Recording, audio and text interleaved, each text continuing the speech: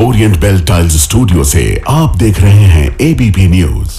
Good morning, नमस्कार, बहुत स्वागत है आप सभी का। आप देख रहे हैं एबीपी न्यूज, आपके साथ मैं हूं अपर्णा मौजम। वक्त हो गया है न्यूज एट 7 का। शुरुआत कर रहे हैं इस वक्त की बड़ी खबर के साथ।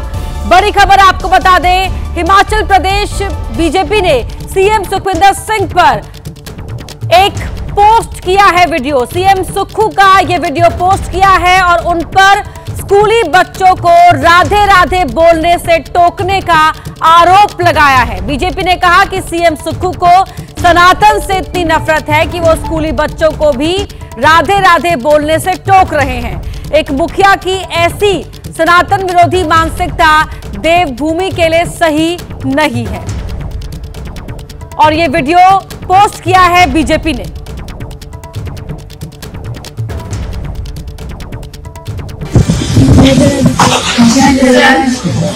राधे राधे की नमस्कार। राधे राधे राधे राधे की राधे राधे की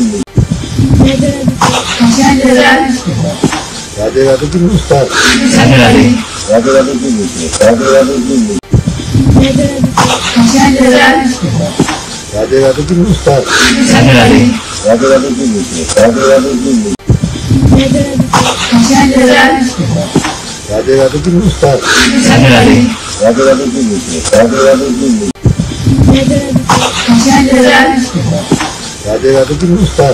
राधे राधे राधे राधे की राधे राधे की। तो हिमाचल बीजेपी ने ये वीडियो पोस्ट किया है जिसमें सीएम सुक्खू, प्रदेश के मुख्यमंत्री, यहां स्कूल के बच्चों से मिलते हुए नजर आ रहे हैं। स्कूल के बच्चे उन्हें देखने पर कहते हैं राधे राधे सर। तो सीएम सुक्खू उन बच्चों के सर पर हाथ फेरते हुए पूछ रहे हैं कि राधे राधे की नमस्कार, राधे राधे क्यों बोल रहे हो। और इसी वीडियो को पोस्ट करने के बाद हिमाचल बीजेपी ने सवाल उठाए हैं और साथ ही ये कहा है कि सीएम सुक्खू सनातन विरोधी हैं, बच्चों को राधे राधे बोलने से टोक रहे हैं क्योंकि सीएम सुक्खू को सनातन से नफरत है। ये कहा है हिमाचल बीजेपी ने, स्कूली बच्चों को भी राधे राधे बोलने से टोक रहे हैं।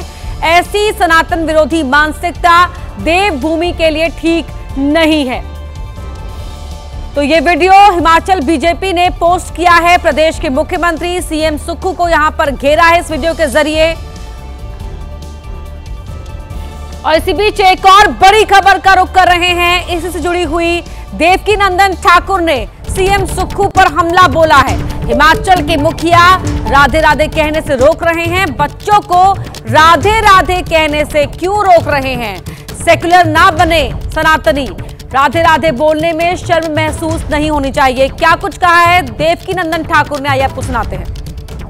हिमाचल के मुख्यमंत्री किसी प्रोग्राम में गए, बच्चों के प्रोग्राम में, और संस्कारी बच्चों ने मुख्यमंत्री को कहा राधे राधे सर। और वो मुख्यमंत्री कितने संस्कारी थे, उन बच्चों के पास जाके कह रहे तुम राधे राधे क्यों बोलते हो। एक प्रदेश का मुखिया बच्चों को अगर ये कहने से रोके कि तुम राधे राधे क्यों कहते हो, आप सोचिए। और कोई विधर्मी नहीं है वो मुखिया, सनातनी है।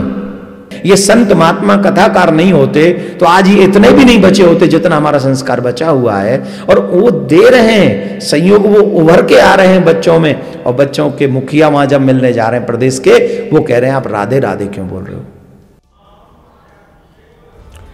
और एक और बड़ी खबर का रुख करें। बड़ी खबर आपको बता दें, खेल के मैदान से आ रही है जहां रांची वनडे में टीम इंडिया ने रोमांचक जीत हासिल की। भारत ने साउथ अफ्रीका को 17 रन से हराया। कुलदीप यादव ने 4 विकेट लिए, हर्षित राणा ने 3 विकेट लिए, तो वहीं विराट कोहली ने 135 रन की पारी खोली। रोहित शर्मा और केएल राहुल की भी अर्धशतकीय पारी देखने को मिली। ये 2 तस्वीरें आपकी टीवी स्क्रीन पर। विराट की 135 रनों की पारी ने फैंस को झूमने पर मजबूर कर दिया और यहां शानदार प्रदर्शन, ये रोमांचक मुकाबला देखने को मिला जहां साउथ अफ्रीका को 17 रन से टीम इंडिया ने हरा दिया। रांची वनडे में टीम इंडिया की ये जीत। 3 तस्वीरें आपकी टीवी स्क्रीन पर। कुलदीप ने 4 विकेट लिए, हर्षित ने 3 को आउट किया, तो अर्शदीप ने 2 विकेट अपने नाम किए। और गेंदबाजों का ये प्रदर्शन जहां सबसे ज्यादा 4 विकेट झटके कुलदीप ने, तो हर्षित ने 3 को आउट किया, अर्शदीप ने 2 विकेट झटके, 2 विकेट अपने नाम किए। वहीं विराट कोहली ने 135 रनों की शानदार पारी खेली।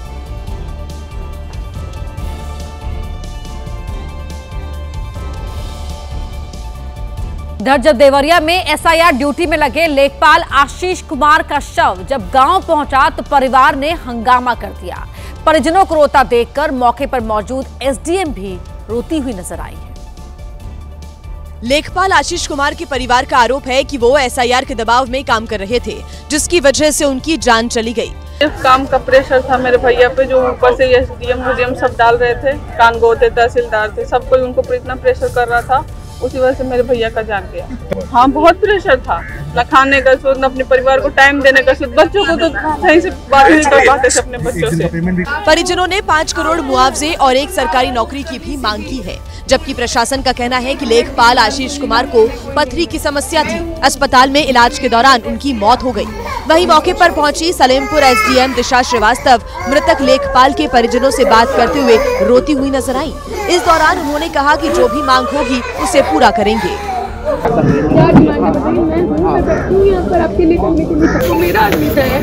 समाजवादी पार्टी के प्रमुख अखिलेश यादव ने मृतक लेखपाल आशीष कुमार के परिवार को 2 लाख की आर्थिक मदद देने का ऐलान किया है।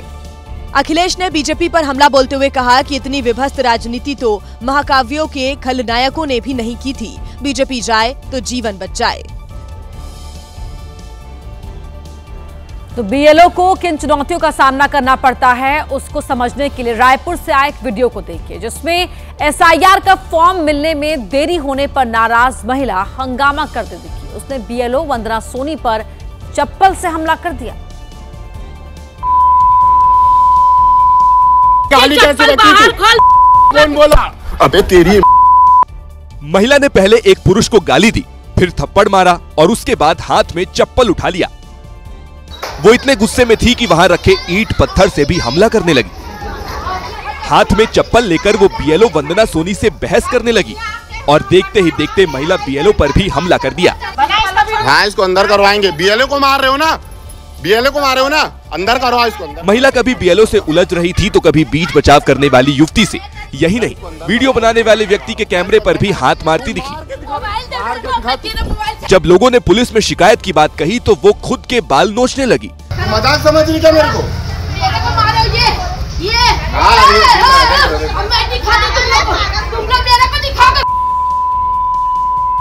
काफी हंगामा करने के बाद महिला चली गई।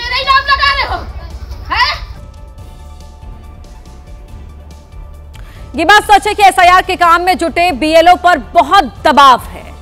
दावा है कि इसी दबाव के चलते उनकी मौत हो रही है। लेकिन अब आपको पश्चिम बंगाल के एक ऐसी बीएलओ से मिलवाते हैं जो अपने कर्तव्य को लेकर चर्चा में। यह है बांकुरा जिले की रहने वाली सोवानारा बायेन, जो जन्म से ही दिव्यांग है। सोवानारा को भी बीएलओ की जिम्मेदारी मिली, लेकिन इन्होंने मना नहीं किया, बल्कि एक पैर से ही घर घर जाकर एसआईआर की प्रक्रिया शुरू की और अब तक अपने हिस्से का 99% काम पूरा कर चुकी हैं। सोवानारा ने अपनी शारीरिक परेशानी को अपने कर्तव्य पर हावी नहीं होने दिया, बल्कि एसआईआर के काम को पूरे मन के साथ निभाया। सोवानारा को 1000 से ज्यादा वोटर्स की जिम्मेदारी मिली थी, जिसे इन्होंने बखूबी पूरा किया और दूसरों के लिए मिसाल बन गई। सोवानारा सुबह से शाम तक घर घर जाती हैं, फॉर्म से जुड़े काम करती हैं और फिर घर आकर डेटा को डिजिटाइज करती हैं।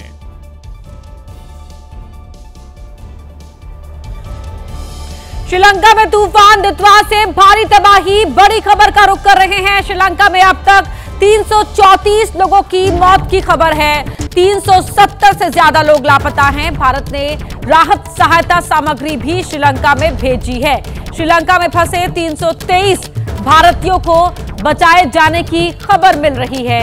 ये बड़ी खबर, तस्वीर आप टीवी स्क्रीन पर देख सकते हैं किस तरह ये तूफान कहर बनकर टूट रहा है स्थानीय लोगों पर। वहां घर के घर टूट रहे हैं, छतें उड़ जा रही हैं और इसके अलावा कई जानों पर 334 लोगों की मौत की खबर है।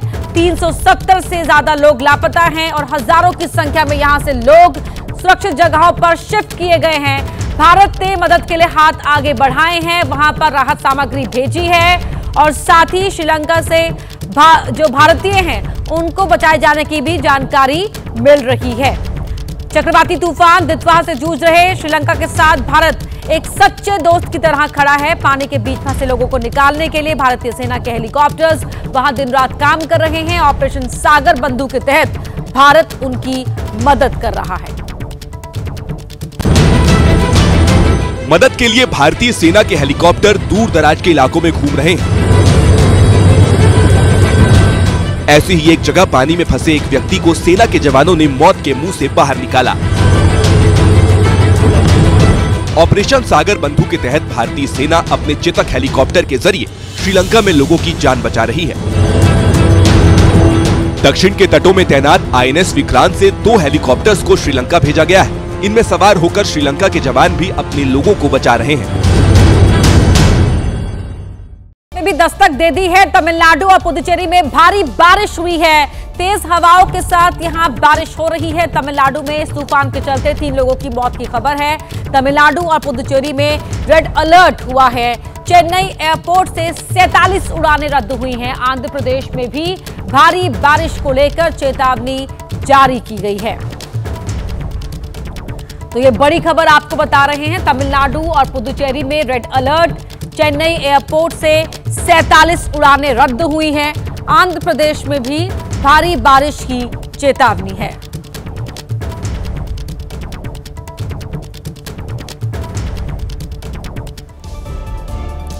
और अब बढ़ते आगे एक और बड़ी खबर का रुख कर रहे हैं। 3 संदिग्ध आतंकी गिरफ्तार किए गए हैं। दिल्ली पुलिस ने गिरफ्त में लिया है 3 संदिग्ध आतंकवादियों को। मध्य प्रदेश, यूपी और पंजाब से गिरफ्तारी हुई है।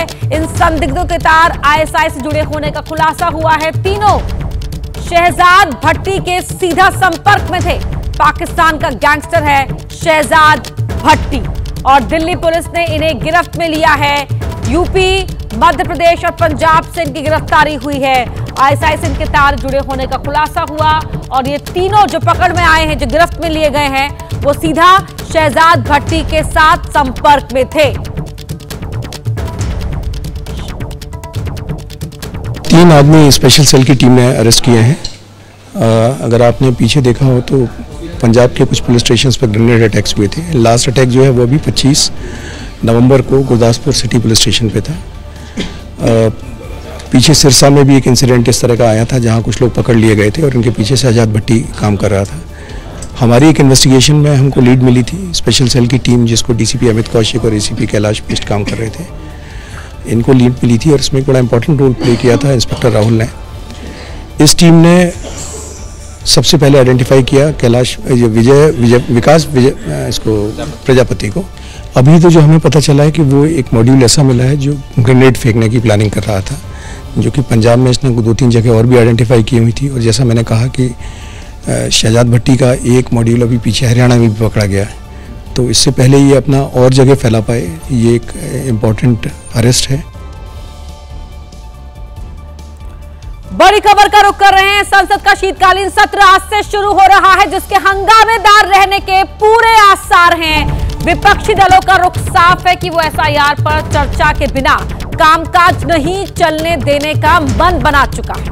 वहीं सरकार वंदे मातरम पर चर्चा करा सकती है। इस सत्र में एटॉमिक एनर्जी बिल समेत 10 नए विधेयक पेश करने की भी तैयारी है। तो शीतकालीन सत्र शुरू होने से पहले कल सरकार की तरफ सर्वदलीय बैठक बुलाई गई, जिसमें विपक्ष ने एक सुर में SIR पर चर्चा की मांग की। एक बात तो साफ है कि संसद की कार्रवाई शुरू होते ही काम कम हंगामा ज्यादा नजर आएगा, क्योंकि विपक्ष जिस SIR को लेकर सड़क पर हल्ला बोल रहा है, उसकी गूंज अब सीधे संसद में सुनाई देगी। ये इतने दबाव में है, 20 BLOs आत्महत्या कर चुके हैं। हम इस हाउस को नहीं चलने देंगे अगर SIR पर चर्चा नहीं होगी। विपक्ष आरोप लगा रहा है कि साजिश के तहत दलितों और पिछड़ों के वोट काटे जा रहे हैं। वहीं सरकार विपक्ष से सहयोग की अपील कर रही है। उन्होंने कई मुद्दे रखे हैं, SIR भी एक मुद्दे हैं और बाकी भी पॉइंट्स रखे हैं, लेकिन मैं अभी स्पेसिफिक एक मुद्दे को जवाब नहीं दे सकता। तो सबका है, देश का है, भारत का संसद चलेगा तो देश के लिए अच्छा है ना। इस सर्वदलीय बैठक की अध्यक्षता केंद्रीय मंत्री राजनाथ सिंह ने की, जिसमें 36 राजनीतिक दलों के 50 नेताओं ने हिस्सा लिया और अपना पक्ष रखा। संसद सत्र से पहले कल कांग्रेस पार्लियामेंट्री स्ट्रैटेजी ग्रुप की बैठक हुई। सूत्रों के हवाले से खबर है कि बैठक में राहुल गांधी ने कहा कि एसआईआर में बीएलओ की आत्महत्या गंभीर मुद्दा है। इस मुद्दे को संसद में उठाया जाएगा।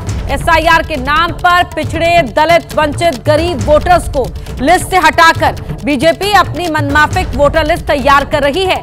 राहुल गांधी ने कहा कि आंतरिक सुरक्षा भी एक बड़ा मुद्दा है। दिल्ली में आतंकी हमला एक बड़ी चूक है।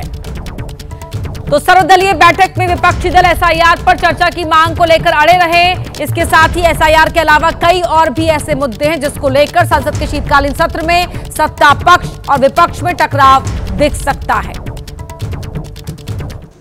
दिल्ली ब्लास्ट से लेकर विदेश नीति और प्रदूषण से लेकर जांच एजेंसियों की कार्रवाई, ये तमाम ऐसे मुद्दे हैं जिसकी गूंज शीतकालीन सत्र के दौरान सुनाई दे सकती है। आतंकवादी गतिविधियां अब दिल्ली में आकर दस्तक दे रही हैं। जिस तरह ब्लास्ट हुआ, पूरी तरह गृह मंत्रालय असफल हो गया है। उधर सरकार कह रही है कि हर मुद्दे पर चर्चा की पूरी कोशिश की जाएगी। अलग अलग विषय हैं, बहुत सारे विषय अलग अलग पार्टियों ने जो उचित समझे हैं वो उठाए हैं और सरकार ने सभी के विषयों का संज्ञान लिया है और इस पर हमारे जो पार्लियामेंट के नियम है उसके हिसाब से सरकार विचार करेगी। जो भी आवश्यक विषय होंगे उस पर चर्चा भी होगी। संसद का ये शीतकालीन सत्र 19 दिसंबर तक चलेगा और हर दिन हंगामा होना निश्चित है। संसद में जो मुद्दे हावी रहेंगे, एसआईआर मुद्दे पर सरकार को घेरेगा विपक्ष। वो मुद्दे जो संसद में हावी रहेंगे, बीएलओ की मौत पर हंगामे के भी आसार हैं। राहुल गांधी के वोट चोरी का मुद्दा भी है।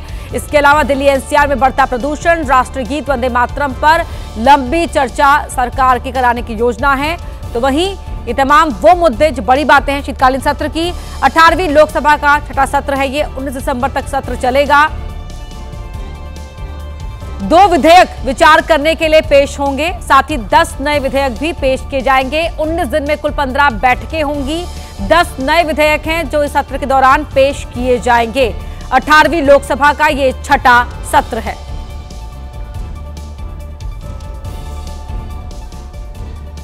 अगली बड़ी खबर का रुख कर रहे हैं बिहार से, जहां नई विधानसभा का पहला सत्र आज सुबह 11 बजे शुरू होगी। सदन की कार्यवाही, आज नए विधायकों को शपथ दिलाई जाएगी। प्रोटेम स्पीकर नरेंद्र नारायण यादव शपथ दिलाएंगे और साथ ही आज स्पीकर के लिए भी नामांकन होगा। जरूरत पड़ने पर स्पीकर के लिए कल वोटिंग की जाएगी अगर जरूरत पड़ी तो।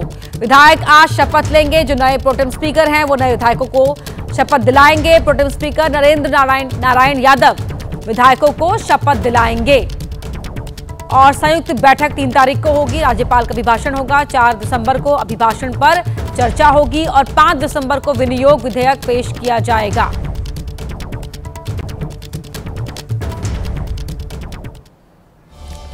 और अब खबर मध्य प्रदेश की धार से, जहां भारतीय किसान मजदूर संघ ने अपनी मांगों को लेकर आज नेशनल हाईवे पर आंदोलन का आह्वान किया है। प्रशासन भी किसान मजदूर संघ के प्रदर्शन को लेकर पूरी तरह मुस्तैदी का दावा कर रहा है।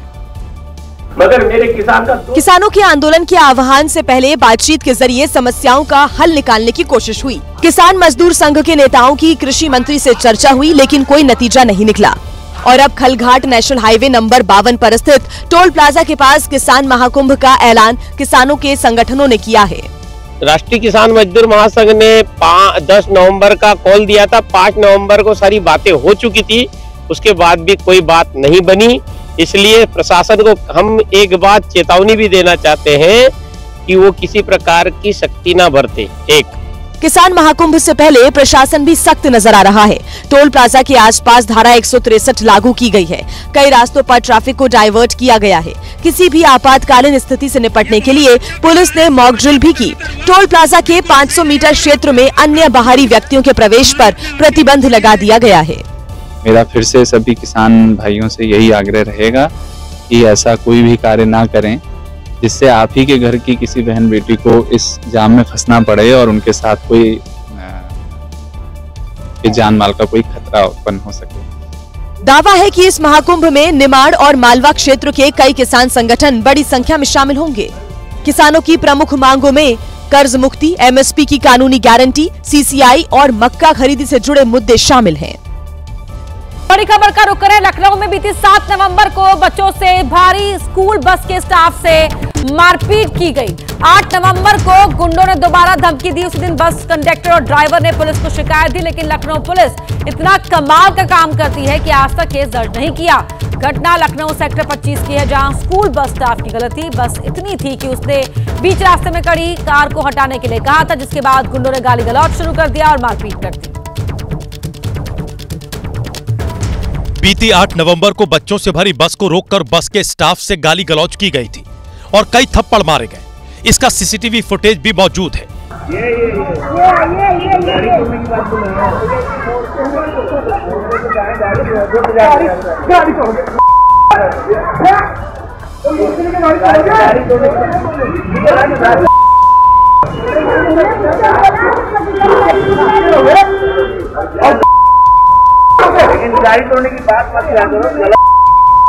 ये विवाद 7 नवंबर को हुआ था। 7 नवंबर को बस स्टाफ से मारपीट की गई। 8 नवंबर को फिर धमकी दी गई। उसी दिन पुलिस को शिकायत भी की गई, जिसमें लिखा था कि 7 नवंबर को दोपहर 2 बजे बच्चों को उनके घर छोड़ रहा था। रास्ते में सेक्टर 25 पावर हाउस चौराहे के पास कुछ अज्ञात लोगों ने रोड पर गाड़ी खड़ी की थी, जिसको हटाने के लिए बोला गया तो बच्चों के सामने कई थप्पड़ मारे गए और रोड पर धक्का दे दिया गया। इसके बाद इधर न आने की धमकी दी गई। 8 नवंबर को करीब 12 बजे बच्चों को लेकर उधर से निकला तो बस रोककर कहा कि इधर से नहीं आना है, कोई दूसरा रास्ता नहीं है। घटना का सीसीटीवी फुटेज मौजूद है। मारपीट और धमकी की पुलिस को शिकायत दी गई, लेकिन पुलिस ने कोई शिकायत दर्ज नहीं की। सेक्टर 25 इलाके में मारपीट हुई, लेकिन शिकायत के बावजूद पुलिस केस दर्ज करने या जांच करने की जहमत नहीं उठा पाई। और बड़ी खबर का रुख करें, भारतीय टैलेंट को लेकर बोले इलॉन मस्क। भारतीय टैलेंट की इलॉन मस्क ने जमकर तारीफ की है।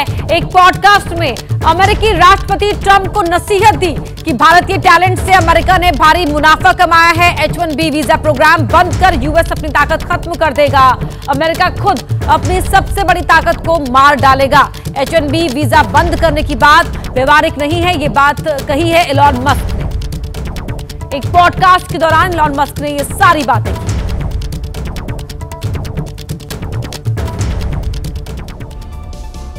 तमिलनाडु में हुए सड़क हादसे में 11 लोगों की मौत हो गई और 40 लोग घायल हो गए। हादसा उस समय हुआ जब शिवगंगा में 2 बसेस आमने सामने एक दूसरे से टकरा गई। हादसे के बाद एक बस का अगला हिस्सा करीब खत्म हो गया। हादसे के बाद मौके पर चीख पुकार मच गई। स्थानीय लोगों ने प्रशासन को सूचना दी और तुरंत राहत बचाव शुरू किया। सूचना मिलते ही शिवगंगा के एसपी और स्थानीय विधायक मौके पर पहुंचे। हादसा इतना भयानक था कि बस का अगला हिस्सा करीब खत्म हो गया था। ड्राइवर की तरफ का बस का हिस्सा काफी दूर तक उड़ गया था और ड्राइवर के पीछे लगी सीटों तक कुछ भी नहीं बचा था। மற்றபடி அவருடைய உடல் வந்து காரைக்குடி சந்திராயனுடைய உடல் வந்து காரைக்குடி அரசு மருத்துவமனையில் வைக்கப்பட்டிருக்கு.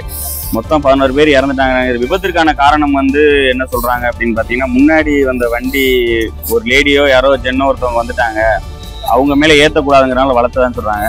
இன்னொருத்தவங்க என்ன சொல்றாங்கன்னா, கோயம்புத்தூர்ல இருந்து நெடுதூரத்தில் இருந்து தேவகோட்டை காரைக்குடியை நோக்கி போன பேருந்து। तमिलनाडु रोडवेज की 2 बसों की आमने सामने की टक्कर हुई थी।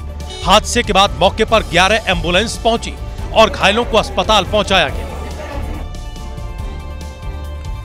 वहीं यूपी के कासगंज में 1 सप्ताह पहले की गई युवक की हत्या का पुलिस ने खुलासा कर दिया है, लेकिन इस हत्याकांड के पीछे जो वजह निकलकर सामने आई है वो चौंका देने वाली है।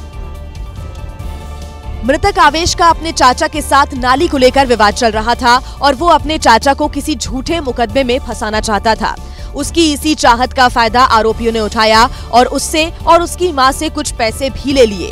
इसके बाद आरोपियों ने शातिराना दिमाग लगाते हुए आवेश को ही मारकर उसके चाचा से भी रुपए ऐंठने की योजना बनाई और मुख्य आरोपी अमन ने नवनीत शाह के नाम के सहयोगी के साथ मिलकर योजना बनाई और मृतक आवेश को नहर के पास बुलाकर गोली मार दी। कई सीसीटीवी कैमरे कई दिनों तक इस टीम ने खंगाले हैं, बहुत सारा टेक्निकल काम किया है, बहुत सारा मैनुअल ग्राउंड पे काम किया है। इसीलिए इस घटना के खुलासे के लिए इस टीम को 25,000 का इनाम दिया जा रहा है। युवक आवेश की हत्या के बाद पुलिस ने इलाके के सारे सीसीटीवी छान मारे थे। पुलिस की कई टीमें इस हत्याकांड को सुलझाने के लिए काम कर रही थीं। पुलिस ने इस हत्याकांड में शामिल हथियारों को भी बरामद कर लिया है। पुलिस अधीक्षक ने इस खुलासे पर पुलिस टीम के लिए 25,000 रुपए के इनाम का भी ऐलान किया है। यूक्रेन के कीव में हुए हमले में एक व्यक्ति की मौत हो गई, जबकि 4 बच्चों सहित 19 लोग घायल हुए हैं। रूसी ड्रोन और मिसाइल ने कीव इलाके के विशहरोड शहर की निशाना बनाया। रूसी हमले में 9 मंजिला रिहायशी बिल्डिंग को भी भारी नुकसान पहुंचा है। रूस के हमलों से 9 मंजिला इमारत में आग लग गई। एक व्यक्ति की मौत हो गई, कई अपार्टमेंट में रहने वाले लोग घायल हो गए। मौके पर तुरंत राहत और बचाव का काम शुरू किया गया। रूस के हमलों के बाद कई अपार्टमेंट पूरी तरह से तबाह हो गए और हमले के बाद लगी आग से सब कुछ जलकर खाक हो गया। स्थानीय अधिकारियों के मुताबिक रात भर बचाव कार्य जारी रहने के साथ ही ऊंची इमारत में 146 लोगों को सुरक्षित निकाल लिया गया। दूसरी जगह चर्निहाइव इलाके में एक निजी बैकयार्ड से मिसाइल का एक टुकड़ा निकाला गया। अधिकारियों के अनुसार यहां हुए हमले में किसी के घायल होने की खबर नहीं है। यूक्रेन के राष्ट्रपति ज़ेलेंस्की ने कहा कि रूस ने यूक्रेन पर 122 स्ट्राइक ड्रोन और बैलिस्टिक मिसाइलों से हमला किया था।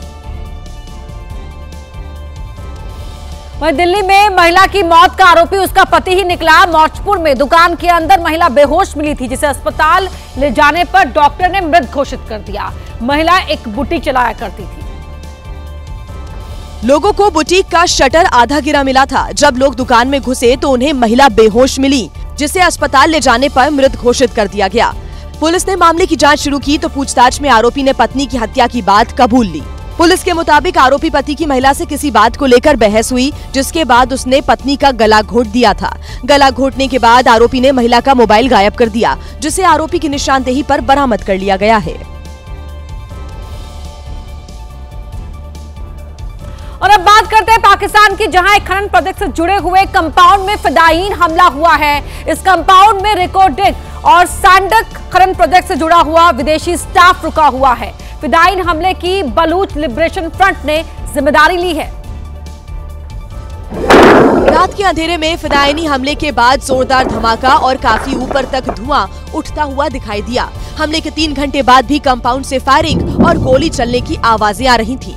फ्रंटियर कॉर्प्स के मुख्यालय के पास बने संवेदनशील कंपाउंड पर हमले से पाकिस्तान में हड़कंप मचा हुआ है। इसी बीच बलूच लिबरेशन फ्रंट ने हमले की जिम्मेदारी लेते हुए उस कंपाउंड को निशाना बनाया, जहां विदेशी स्टाफ और इंजीनियर रुके हुए हैं। बलूच लिबरेशन फ्रंट ने 5 बड़े धमाके किए और फिर सुरक्षा बलों पर फायरिंग शुरू कर दी। पाकिस्तान, जो दुनिया भर को रिकोडिक खदान प्रोजेक्ट में इन्वेस्ट करने का निमंत्रण दे रहा था, अब उस कंपाउंड की सुरक्षा करने में नाकाम हो गया, जहां विदेशी स्टाफ और इंजीनियर रुके हुए थे। जिस जगह हमला हुआ है वो पाकिस्तान के बलूचिस्तान प्रांत के चाघी जिले के नोकुंदी इलाके में मौजूद है। और बड़ी खबर का रुख कर रहे हैं मथुरा से। आपको बता दें, जहां पर मार्केट के पास आग लगी, आजाद मार्केट में ट्रांसफर में आग लगने की खबर है। शॉर्ट सर्किट की वजह से यहां भीषण आग लगने की खबर है, जिसमें ट्रांसफार्मर खाक हो गया है। ये बड़ी खबर, तस्वीरें भी आपके टीवी स्क्रीन पर आप देख सकते हैं। ये बताया जा रहा है कि शॉर्ट सर्किट हुआ, जिसकी वजह से ये आग यहां पर लगी और इस आग की वजह से ये ट्रांसफार्मर जो यहां पर था वो जलकर खाक हो गया।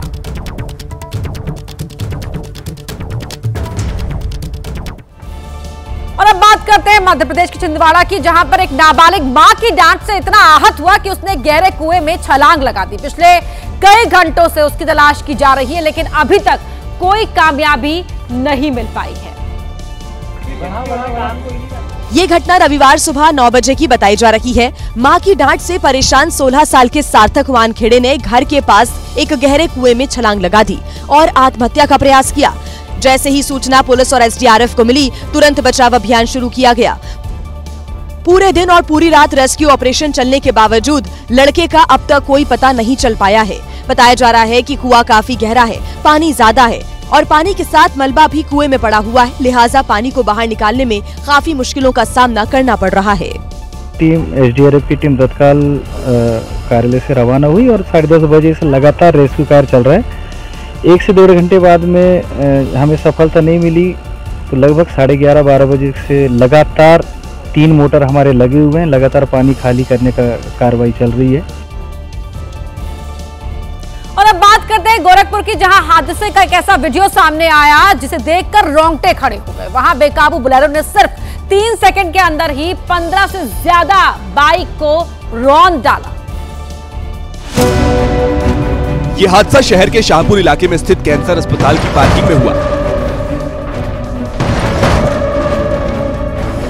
पार्किंग में लाइन से बाइक खड़ी हुई थी। कुछ लोग चहलकदमी कर रहे थे, जबकि एक शख्स बाइक पर बैठा हुआ था।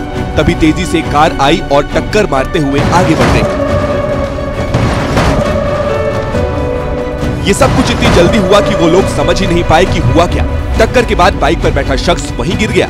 वहां अफरा तफरी का माहौल बन गया।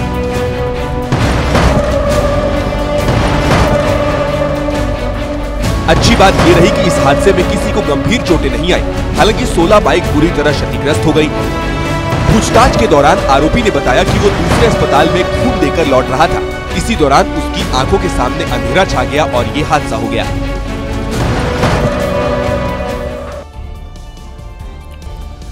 वहीं तेलंगाना से भीषण आग की तस्वीरें सामने आई है, जहां के जगत्याल जिले के एक मार्केट में आग लग गई। इस हादसे में 20 से ज्यादा दुकानें जलकर राख हो गई। हादसे में लाखों के नुकसान का अनुमान है। जहां आग लगी वहां पर खिलौनों की लाइन से दुकानें हैं। कोंडागढ़ मंदिर नगर की पहाड़ियों में स्थित एक दुकान में आग लगी। लोग उस आग को बुझा पाते उससे पहले ही आग फैल गई और पूरे इलाके को अपनी चपेट में ले लिया। मौके पर अफरा तफरी मच गई। दुकानों में प्लास्टिक और ज्वलनशील सामान रखा था, जिस वजह से आग तेजी से फैली। फायर ब्रिगेड की 4 गाड़ियां आग बुझाने में जुटी, लेकिन आग बुझाने में दमकल कर्मियों के पसीने छूट गए। कई घंटों बाद जब आग पर काबू पाया गया, तब दुकानों में रखा सारा सामान जलकर राख बन चुका था। राजस्थान के कोटा की बात करते हैं, जहां शिव मंदिर में तोड़फोड़ को लेकर विवाद हो गया। नाराज लोग सड़क पर उतरकर हंगामा करने लगे और कोटा की सड़क पर जमकर नारेबाजी हुई। कोटा के शॉपिंग सेंटर क्षेत्र में स्थित पिपलेश्वर महादेव मंदिर में तोड़फोड़ की गई थी, जिसके बाद माहौल तनावपूर्ण हो गया और आसपास के व्यापारी इसके विरोध में हंगामा करते हुए सड़क पर आकर बैठ गए। हंगामा इतना बढ़ा कि बड़ी संख्या में पुलिस वालों को तैनात करना पड़ा और कई बड़े नेता भी लोगों के बीच पहुंचे। हिंदू संगठन तोड़फोड़ करने वालों के खिलाफ एक्शन की मांग करने लगे। प्रशासन ने लोगों को मनाने की कोशिश की, लेकिन लोग नहीं माने और सड़कों पर ही घंटों तक बैठकर विरोध प्रदर्शन किया। एक महिला ने तो ऐलान कर दिया कि जब तक आरोपी नहीं पकड़े जाएंगे वो अन्न जल ग्रहण नहीं करेगी। महिला के इस ऐलान के बाद प्रशासन के हाथ पांव फूल गए हैं। हालांकि मौके पर शांति व्यवस्था कायम कर ली गई है। हमारी भी ये मांग है कि पहले उस व्यक्ति को गिरफ्तार किया जाए, उससे पूछताछ की जाए किस प्रकार से उसने इस प्रकार की घटना की है। वहाँ पर शिव जी की मूर्ति को उठाकर लेके गया है।